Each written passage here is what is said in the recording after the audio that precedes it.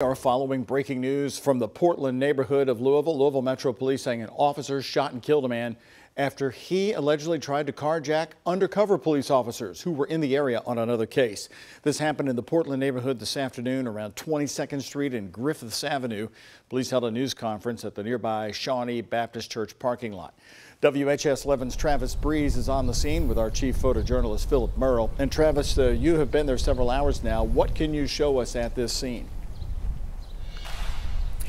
Doug, right now we are we're on 23rd Street looking at 22nd Street. You can see it looks like some of the officers might be leaving the scene now. They've definitely been dwindling in numbers a bit throughout the last couple of hours. We did hear from people in the area that this shooting did happen in an alleyway between 23rd Street and 22nd Street. We can't be sure if it's this one that we're looking at or a perpendicular alleyway to this one.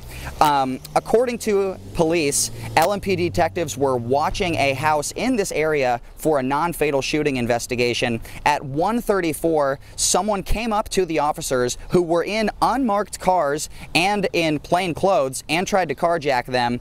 Interim Chief Jackie Gwynn Villarreal said one of the officers had to shoot their gun to stop the carjacker. The suspect was treated on scene but taken to a hospital where they then died. The wanted individual that the fugitive unit was initially looking for was successfully apprehended and turned himself in. He was wanted for a non-fatal shooting incident. Now, at the moment, we do not know the name of the dead carjacking suspect, but we did just within the last 30 minutes get the name of the person that the officers were initially watching, and he did surrender, as the chief just said there. 23-year-old Rex Wright Jr., according to police, surrendered shortly after the shooting occurred. He is now charged with 1 count of first-degree assault and 6 counts of wanton endangerment. Police say Wright surrendered right away, just as soon as that the police activity started to ramp up from the shooting. We're told that now for anything related to the carjacking incident, that will be handled by Kentucky State Police as they are handling the officer-involved shooting investigation. Doug? Quite a turnaround for our crime here in Louisville. The police, the subject of a carjacking, Travis. Do we know anything about what police were doing in that neighborhood in the first place, the other investigation you referenced? Well, we did see when they gave us the arrest information for Rex Wright Jr., they said that he was being charged for crimes related to a shooting on May 28th. So we could go back and look at our records and see if we can decipher what shooting that may have been. But for right now, we just got his name and that he is 23 years old and that they were looking at him for a non-fatal shooting investigation, Doug. All right, still new information coming up this late hour. Thank you very much, Travis Breeze, on the scene there in Portland. Also new information here at 5. Jeffersonville police trying to find the grandmother who they say killed her granddaughter Friday night and then took off. Take a look at this photo of Lisa Tesh. Police say surveillance video shows her running over the toddler at the Motel 6 just off I-65 and Eastern Boulevard in Clarksville. They have also released a photo of the car Tesh is believed to have been driving at the time. And take a look. It is a white Chevy Trailblazer with Kentucky plates. The plate number on this vehicle is A9Z280. Tesh is considered to be armed and dangerous. If you see her or this vehicle, call 911 immediately. And here tonight, it's a startling chain of events that happened overnight in downtown Louisville that's led to a Bullitt County paramedic right now in critical condition in the ICU here in Louisville. At about 3:30 this morning, a semi-truck crashed into that ambulance that was heading to a hospital in downtown Louisville. We're told the ambulance was transporting an injured teenager who allegedly helped steal a car in Bullitt County and led police there on a chase. That chase ended in a fiery crash. Isaiah Kim Martinez talked with first responders in Bullitt County today to find out more about how this happened. It was the harrowing visual right near 2 major Louisville hospitals between Chestnut and Brook Streets in the early morning hours. We were transporting that patient to downtown. The aftermath of a nasty crash between a semi-truck and a Bullitt County ambulance. When I first received the call this morning, it was pretty frantic. A 60-year-old paramedic who was actively caring for a patient in the back is seriously hurt, battling multiple fractures and injuries, both internally and potentially to his head. currently in the ICU. But we're now learning the story started even earlier. Kentucky State Police confirms the original patient is actually one of 3 teenagers deputies had pursued and detained after a reported car theft. That crime ultimately leading to this tragic collision. LMPD says the impact threw the paramedic out from the back of the ambulance. And he's just dedicated his life to EMS. Director of Bullitt County EMS, Chris Hale, couldn't give specifics into how the crash happened.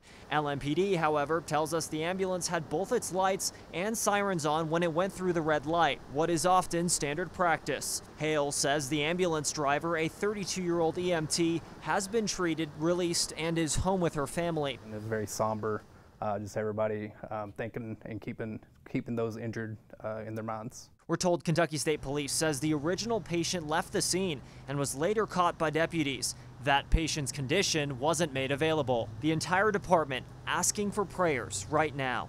In Shepherdsville, Isaiah Kim Martinez, WHAS11 on your side. Bullitt County EMS says the paramedic is likely to have surgery sometime this afternoon.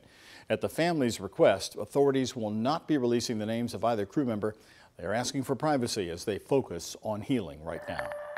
There is an outpouring of support tonight for the families of a couple killed in a motorcycle crash in the Newburgh neighborhood on Friday. Michaela Logston, whose photos you're seeing right now, and Brandon Self died when police say they sped through a red light and hit an SUV. Michaela leaves behind a 3-year-old son. Her friends tell us why this tragedy hits especially hard for the local motorcycle community. It's tough because she had asked me to go riding and I couldn't go. I think, could it have been all 3 of us? Or because I am a new rider, would they have held back because they would have never left me behind? So I have a lot of emotions about it. I mean, it just is what it is, you know. Michaela and Brandon's friends are selling the motorcycle and car decals that you see on your screen to help raise money for the funeral expenses. Louisville Metro Police have arrested a man in connection to a fatal shooting that happened over the weekend. That happened in the Wilder Park neighborhood. Officers responded to a call of a shooting a little after 10 on Saturday night. LMPD says they found a man who had been shot. The victim was taken to the hospital, but they later died from their injuries. Officers arrested Delane Anthony Nolan, charged him with murder and tampering with evidence. He's being held on a bond of $100,000. One of Louisville's longest-running basketball tournaments, a community cornerstone in West Louisville, has returned to Shawnee Park. While excitement filled the courts, it was coupled with a sense of deep loss.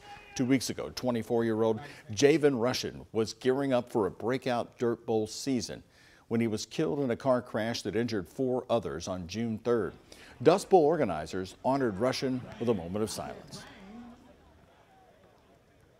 And I just want to say to the family, all of us here, we understand and we feel your sympathy, your grief.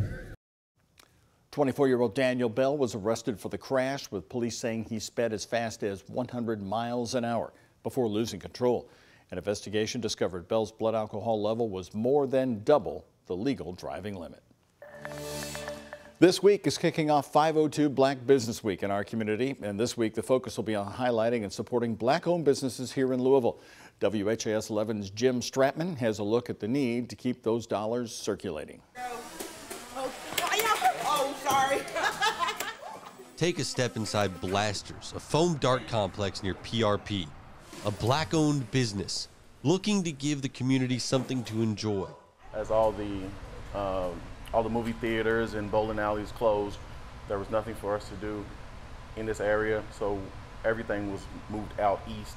So our plan was to bring something to this area where we could get families together to play, get off couches, stop playing video games, and run around, exercise, and have a good time. Tommy Davidson and Brianka Gill opened up Blasters in December of 2021. This year, they'll be taking part in 502 Black Business Week as a way of getting their name out there.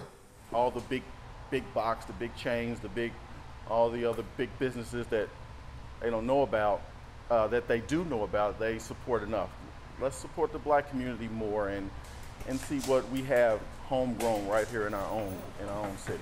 Black owned doesn't mean black only. So Tiandra Robinson started 502 Black Business Week in 2018 with the goal of putting black-owned businesses out there and creating generational wealth in the black community. in order for us to be able to start to accumulate that wealth, we have to spend with, and that's for anybody. You don't have to be Black to spend with Black-owned businesses. We just need people to support and spend with us, period. Less than about 3% of the businesses here are Black-owned. And it's important for us to make sure that we are circulating our dollars within the community. In the Black community, the dollar only circulates for about 3 hours. So that means we spend it maybe one time with a Black-owned business and then we take it outside. Robinson says that if that changes, then businesses like Blasters can have a chance at taking off and cutting a wealth gap that spans generations. Reporting in Louisville, Jim Stratman, WHAS11, on your side. We have a full list for you of Black-owned businesses in Louisville that are participating at 502 Black Business Week. Posted on our website. Go to WHAS11.com.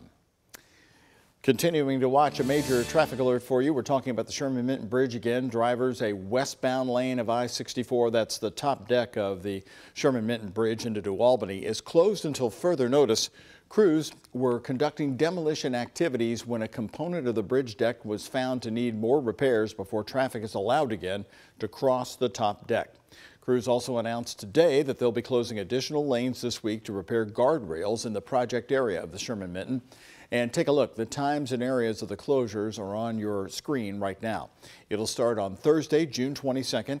They advise drivers to slow down and expect delays around the Sherman-Minton Bridge.